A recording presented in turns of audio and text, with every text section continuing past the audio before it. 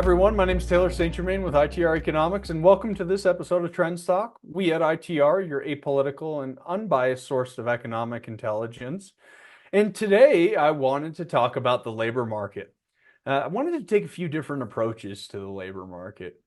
First is we had a jobs report that came out last month. There were only 12,000 jobs were added, and that had a lot of folks wondering about the strength of the labor market. Now, let me remind you, there was a lot of numbers impacting that jobs report, or I should say a lot of events impacting that jobs report. We had hurricanes, we had strikes.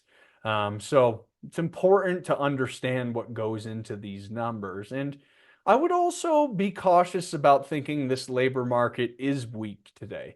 It is weaker than maybe what we've seen over the past 24 months. However, this is still a very tight labor market when we look at a lot of the metrics that we're tracking. And there's a number of different reasons why, but let me get into some of the data.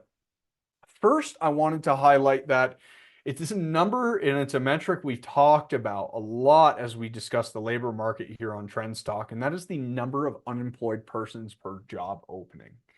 So as we sit here today, as I'm talking to you today, that ratio is 0.879. So what does that mean? That means for every one job opening, we only have 0.879 people. That would suggest there's not enough people on the sidelines to fulfill all of the open jobs that we have out there in this big US economy. So again, that number isn't as bad as the 0.6 ratio that we saw, 24 months ago, but it's certainly not at or above 1, where it would suggest that we have plenty of people on the sidelines to fulfill these open positions. So just be careful about how you interpret some of these reports because, yes, while the job market has slowed down, while the unemployment rate has risen a little compared to where we were last year, this is still an awfully tight labor market. And one of the challenges and reasons, and a challenge we'll continue to deal with as we move into the future, is the fact that the baby boomer generation continues to leave the workforce. I spend a lot of time looking at labor force participation rates. And if you look at that 65 plus category, the participation rate is only 19.4%. We saw a lot of folks speed up their retirement during that pandemic time.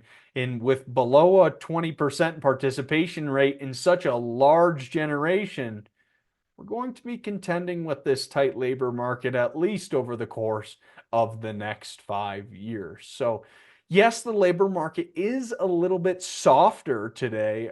I certainly wouldn't categorize it as overall weakness. It's a great time to do some hiring ahead of the economic growth that we have in 25 and 26. But again, I want you to know that we're going to be dealing with these labor shortage issues really over the course of the second half of this decade, just due to the demographic reality of the United States. And the unfortunate reality is that we are going to see higher labor costs over the course of the next 5 years compared to where we've been historically. Our firm projects that we're going to see labor costs move higher by a high 20%. I'm talking 28, 29% over the course of the next 5 years. That's a much larger increase in labor over a period of time than what we typically would see historically here in the US.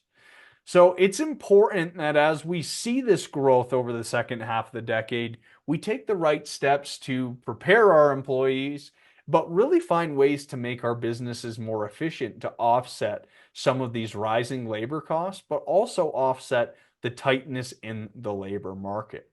And it's really important that we take these steps to prepare because the last thing we want to do is be turning away growth in the second half of this decade because we haven't taken the right steps to drive efficiency and understand this labor situation. It's a really important part of preparing for the 2030s.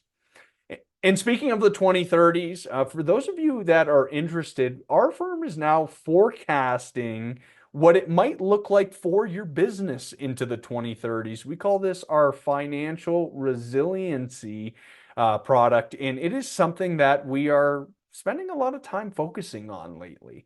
If you really want to see what the second half of the decade looks like for you and what this 2030 timeframe might look like for you, please reach out to us because it's something that we're spending a lot of time focusing on now. So overall, hey, there's 5 good years ahead of us, but this type of growth doesn't come without challenges, and labor is one of the challenges that we'll continue to be contending with as we look at the next 5 years. I hope you found this information helpful. Thanks for joining me on this episode of TrendsTalk. Please remember to like and subscribe wherever you listen to your TrendsTalk, and I look forward to seeing you on the next one. Thanks so much.